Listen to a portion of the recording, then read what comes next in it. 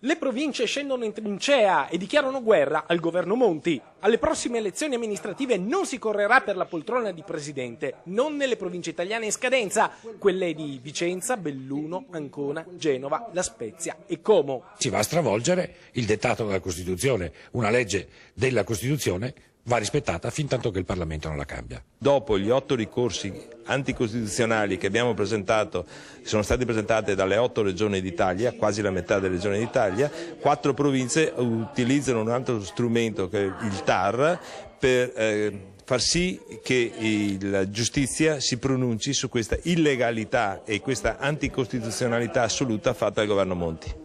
Le province fanno ricorso al TAR e si ribellano alla cancellazione imposta dal governo Monti. Lo Stato gli deve 2 miliardi e 864 milioni di euro di trasferimenti erariali che non sono mai stati erogati. Denaro che le province vogliono usare per pagare le imprese e i fornitori, per sostenere l'economia e far ripartire gli investimenti che a causa dei tagli sono diminuiti del 47%.